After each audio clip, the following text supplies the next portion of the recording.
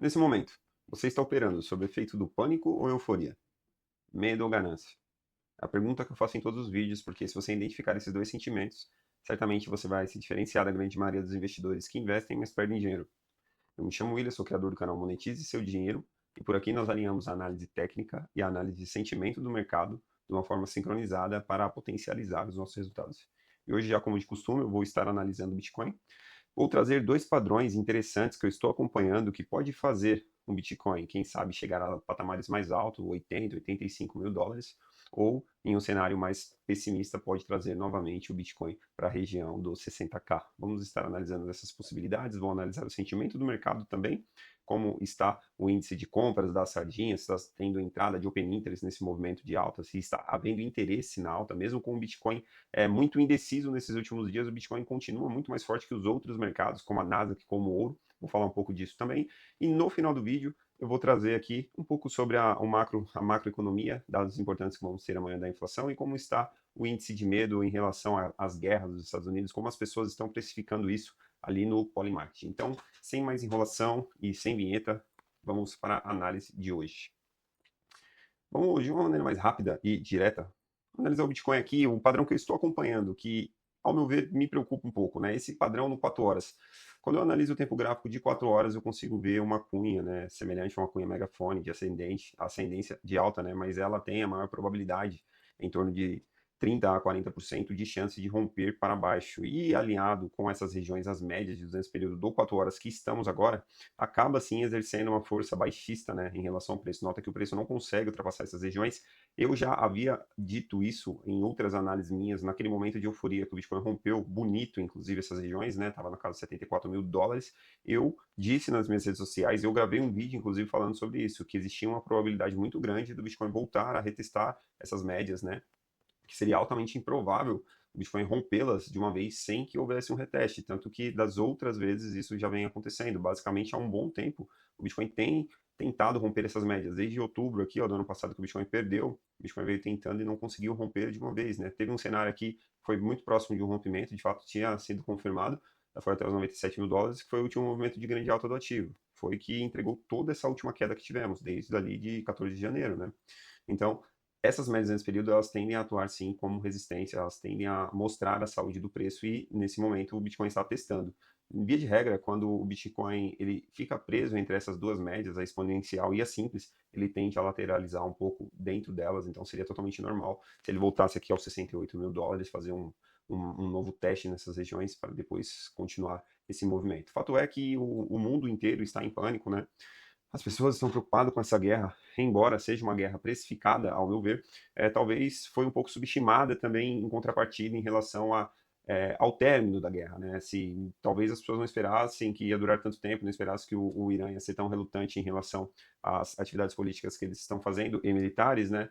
E em contrapartida isso, o petróleo sobe muito e em consequência disso as pessoas também começa a precificar uma possível inflação elevada para os próximos meses. Então, é um efeito em cadeia. O petróleo está muito alto, né? Ele está numa valorização significativa. Hoje está subindo mais quase 7%, né? No futuros aqui mais de 8%, está na casa dos 100 dólares o barril. Enfim, eu acho um pouco arriscado para as pessoas quererem operar o petróleo, porque no mesmo momento que vinha uma correção, vai vir uma correção muito forte, do mesmo jeito que a valorização está sendo alta. Quando essa correção vir, vai vir uma porrada bem rápida, bem forte. Então, eu acho que existe uma certa cautela, né? Exige uma certa cautela. Está no semanal aqui, está fechando um padrão de estrela cadente, né? Acima das médias desse período do, do semanal, médias importantes. Tem uma boa probabilidade de o ativo voltar a retestar essas regiões aqui abaixo novamente, ó, próximo de 60, 80, ou até abaixo de 74. Fato foi, né? Ele buscou lá exatamente. Para quem não acredita nas médias, para quem não gosta de usar as médias, olha como ela veio aqui, ó, buscou uma região bem próxima mesmo da média de 200 período ali e posteriormente voltou a subir e está fechando meio que no 0 a 0 de como abriu a semana, né? No gap muito alto aqui de alta após a invasão dos Estados Unidos lá do Irã. Enfim, vamos dar continuidade aqui no Bitcoin.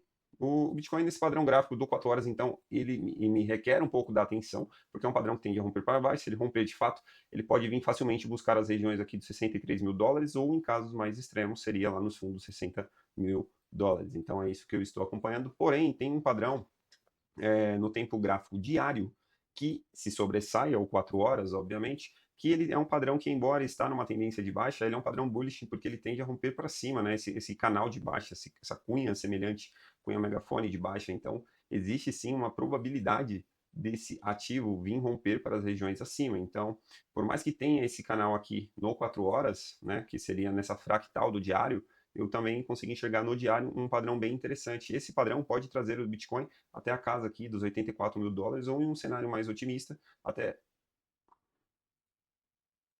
Peço perdão aí, a energia caiu, acho que agora voltamos. Enfim, ou num cenário mais otimista, que o Bitcoin venha buscar, sim, regiões acima aqui, próximo das médias nesse período do diário. Eu acredito que essas médias vão entrar em confluência com essa região aqui que eu deixei bem marcado no meu gráfico, que é um gap do CME, que ficou aberto após o Bitcoin cair de uma maneira muito rápida. Nós sabemos que esses gaps, em via de regra, eles são fechados durante os próximos dias, próximas semanas, então eu acredito que esse é um bom ponto de distribuição que o ativo tende a buscar nessas regiões entre 80 e US$ 85.000, e é uma região onde eu vou estar rebalanceando meu caixa aí, onde eu vou estar me preparando mais para uma possível queda, caso venha a chegar nessas regiões. Então, por isso que eu digo que é importante nós termos uma estratégia. Não interessa se esse padrão vai romper para cima ou se ele vai romper para baixo.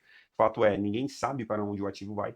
Nós analisamos a probabilidade e estatísticas, então você tem que traçar a sua estratégia para agir em determinada situação, tanto se o ativo subir ou se ele cair. A minha estratégia é clara. Eu tenho ainda 30% de caixa, um pouco mais que isso. E se o ativo voltar a perder os 60, perder os 60 mil, buscar regiões de 55, US$ 50.000, eu volto a fazer compra no Bitcoin. Se o ativo voltar a subir para essas regiões que eu tracei aqui no meu gráfico, nas minhas análises, eu volto a rebalancear o meu caixa, eu realizo o lucro e eu diminuo a minha exposição no mercado para se preparar para movimentos de correção de mais quedas que eu acredito que pode estar ocorrendo. Essas médias de 200 períodos no diário, via de regra, elas são muito difíceis de ser rompidas logo de primeira, né? Tanto que já foi retestado aqui alguma vez, e todas as vezes o Bitcoin que perde essas regiões, eu poderia mostrar outros cenários, mas eu vou mostrar especificamente o do último bear market que entramos, quando o Bitcoin formou de fato um pivô de baixa, ele perdeu essas regiões, ele voltou aqui, testou algumas vezes, e todas as vezes foram tendo quedas fortes, significativas posteriormente, até que de fato perdeu realmente o fundo, e aí veio trazendo quedas fortes durante o ano inteiro. E após o Bitcoin romper essas regiões, nota que ele tentou chegar próximo dessas regiões anteriormente, foi aqui, ó, tentou chegar próximo, não conseguiu. Aqui, após ele romper, ele veio retestá-las novamente. Então é semelhante, a lógica é a mesma. No 4 horas, né, essas médias nesse período exercem uma força baixista, no diário não é diferente, é uma força baixista até mais forte. Então é isso que eu estou acompanhando, e é ali que eu gostaria de estar realizando parte das minhas exposições, dependendo dos indicadores de sentimento, como os indicadores de sentimento vão estar. E como, né, eu observo os indicadores de sentimento nessas últimas horas, né? Nessas últimas horas nós estamos tendo um pequeno aumento de open interest, nada muito relevante, 4% de aumento. O ativo chegou a cair um pouco com o Open Interest também subindo, mas de modo geral o Bitcoin está no positivo hoje, mais de US$ 70.000, e o Open Interest está subindo, né? Não estamos tendo uma alta de Open Interest tão relevante como tivemos, na verdade não é nem metade da alta que tivemos quando o Bitcoin saiu das regiões dos 66 e foi ali até os US$ 74.000, foi um Open Interest muito bom, nessa vela aqui eu consigo ver pelo menos 18%, 20% quase de Open Interest, então isso foi positivo, não está acontecendo agora, porém eu vejo uma coisa importante, uma coisa relevante, ó, nós estamos tendo um nível de longs bem baixo, ó, praticamente está um long para cada short, tá pau a pau aqui, tá equilibrado, nós não estamos tendo um aumento de longs, então as pessoas ainda estão muito assustadas. A taxa, né, o funding rate também está negativo, está em níveis baixos, que via de regra antecipa sim movimentos de short squeeze, movimento de explosão para cima, então isso é positivo também, né? E de modo geral é isso, eu não estou vendo muitas compras a mercados, então eu acho que os indicadores de sentimentos está legal, falta mais um pouco de entrada de open interest para conseguir validar todo esse movimento que estamos tendo aí e pelo menos se estabelecer onde já estamos. Quando analisamos aqui os indicadores do TRDR, esse aqui eu gosto de estar acompanhando, que é as compras das sardinhas, ordens até 1K, nota que nessas últimas horas elas também estão negativas, pessimistas, né? Estão abrindo mão das suas posições, estão vendendo, em contrapartida, ó, o ativo está subindo, né? Corrigiu um pouco aqui e está tentando subir. O fato todas as vezes que nós temos as sardinhas comprando, como foi aqui, ó, a partir do momento que o Bitcoin atingiu aqui, ó, os US$ 74.000, elas voltaram a comprar e o ativo tende a ir na força contrária. Então, para eu ficar positivo, para eu ficar confiante no movimento de alta, eu tenho que ver duas coisas. Se o Bitcoin cair, corrigir e as sardinhas não comprarem, continuarem no pânico vendendo, isso é muito positivo. Se o Bitcoin voltar a subir e as sardinhas continuarem vendendo, acreditando que chegou no topo, que está vendendo no 0 a 0, que o Bitcoin vai voltar para os 50 mil dólares, é o que traz mais liquidez para o Bitcoin voltar a subir. E eu sempre mostro aqui, eu vou trazer aqui, vou mostrar de uma maneira bem rápida para você, esses movimentos, ó, via de regra, que as sardinhas estão vendendo, ó, o ativo tende a ir na força contrária. Tende a ir na força contrária, e foi assim que nós tivemos altas importantes, desde os fundos aqui dos 63 mil dólares, foi buscar da casa 74, e as sardinhas estavam vendendo. E a partir do momento que elas voltaram a comprar com muita força, ó, o ativo praticamente começa a corrigir. Então é isso que eu preciso estar vendo, continuar vendo elas vendendo. Fato é, esse movimento que elas compraram muito forte, a minha leitura que eu já trouxe aqui foi um movimento short squeeze, elas foram obrigadas a comprar assim, mas muito, até por isso que foi uma vela muito rápida, né, um movimento muito forte de compra. O ativo subiu muito forte também.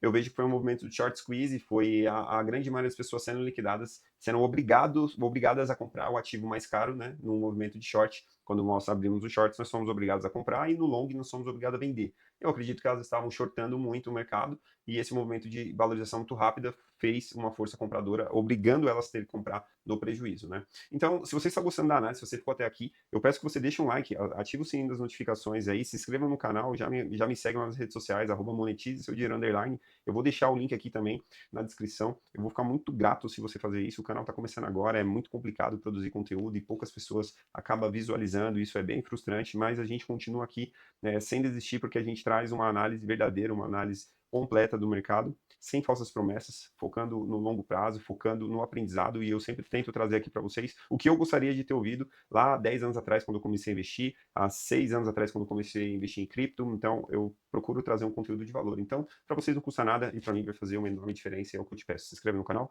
ativa o sininho das notificações, dá um like aí, deixa um comentário, eu vou ficar muito grato a vocês. Legal? Vamos dar continuidade. Eu quero estar já encerrando o vídeo aqui com os indicadores de liquidação, né? Isso aqui é um ponto que requer atenção. Quando eu analiso as liquidações em alavancagem até 100 vezes, 50, 25, né? Eu vejo bastante liquidez acima. Eu vejo mais liquidez acima, até a casa dos 80 mil dólares, nós temos mais de 2 bilhões de liquidações na Binance, mais de 2 bilhões de liquidações em alavancagem. E se o ativo voltar para as regiões de 58, abaixo de 60, eu teria 1,6 bilhões. Ou seja, eu tenho mais liquidação acima do que abaixo. Fato é. Até as regiões aqui dos 63 mil dólares é onde eu teria mais concentração. Eu teria 1 bilhão em liquidação, 1,6, 1,1 bilhão de liquidação, e aqui eu teria 2,15, né, 2,1 de liquidação. Então eu tenho mais acima, porém eu tenho sim uma quantidade significativa abaixo. Assim como eu também olho nesse mapa de liquidação das exchange, da Binance, o OKX, Bybit.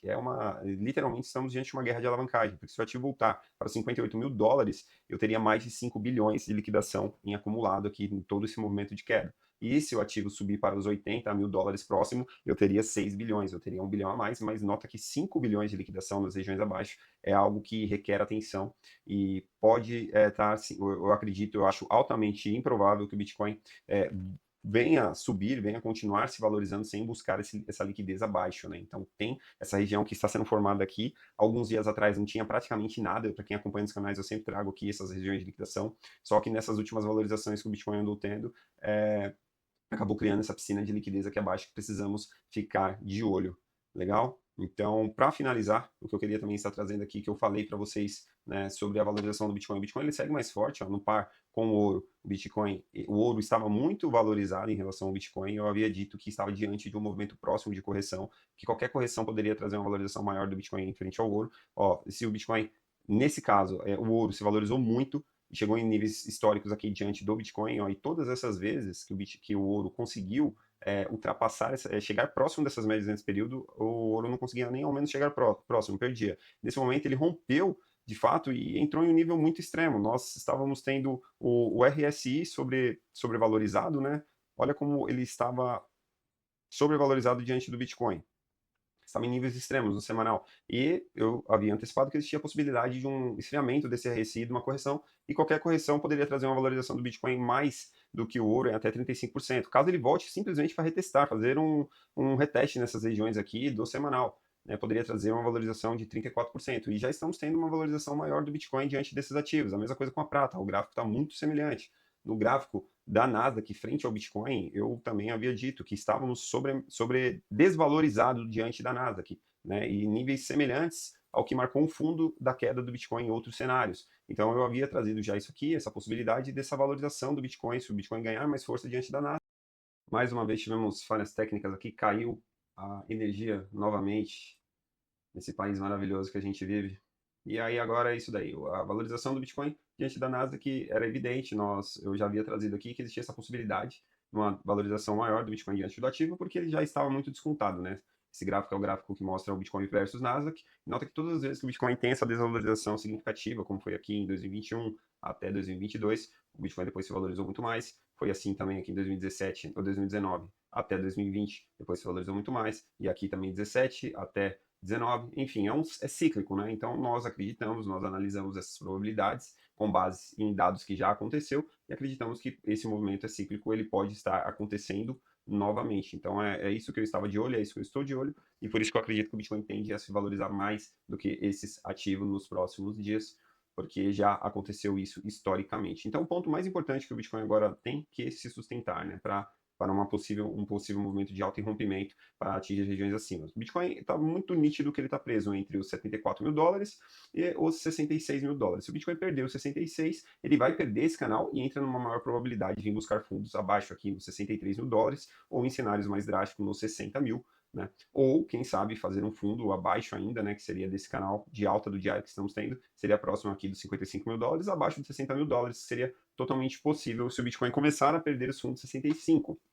Ao meu ver, o suporte mais importante agora do curto prazo. Se o Bitcoin conseguir romper essas regiões de 74, eu vejo o Bitcoin encontrando força para vir retestar essas regiões acima desse canal de baixa, né, do diário que eu consigo enxergar aqui. O Bitcoin conseguindo romper as regiões atuais, ele pode voltar para essas regiões acima aqui, que é o gap do CME, que é próximo das médias nesse período do diário. E aqui eu acredito que o Bitcoin vai encontrar bastante resistência, muito mais do que agora. Então vamos estar acompanhando e, como eu disse, não se trata de saber para onde o ativo vai, você simplesmente tem que ter a sua estratégia traçada para, independente do cenário, você saber o que vai fazer. O meu plano é esse, eu já tenho ele traçado e eu estudo as probabilidades e as estatísticas, mas isso não vai alterar a minha atitude de investimento se o ativo subir ou se ele cair, porque eu já sei o que eu vou fazer. Então não importa se eu vou acertar na minha análise, eu não vou deixar nenhum FOMO, nenhum FUD me pegar, eu não vou agir pelo medo nem pela ganância, eu vou estar agindo já estrategicamente, porque já está traçado a minha estratégia. É óbvio que os indicadores de sentimento podem me dar insights no dia a dia,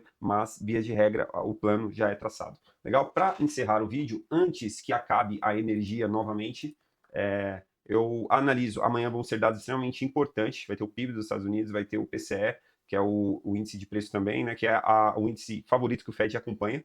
Basicamente, o Fed acompanha esse índice para começar a estudar possíveis cortes de juro ou não nos próximos meses. Já está precificado que não haverá, praticamente até o meio do ano, não haverá corte de juros, porém, esses dados aqui pode sim começar a trazer insights a partir de junho ali, quem sabe uma mudança, que junho ainda está em aberto, mas abril e maio já está definido. Na verdade, abril acho que não haverá, esse de março vai ter semana que vem, e aí o próximo é em maio, não, e já está meio que precificado que não haverá esse corte de juros. Então, porém, para junho ainda meio que está em aberto, então nós precisamos estar acompanhando. Isso aqui dados extremamente importantes. PIB dos Estados Unidos também são coisas importantes aí que precisamos estar acompanhando. Se vir abaixo do esperado, pode sim começar a trazer um movimento maior de euforia para o mercado para ajudar no meio de tanto pânico diante dessa guerra.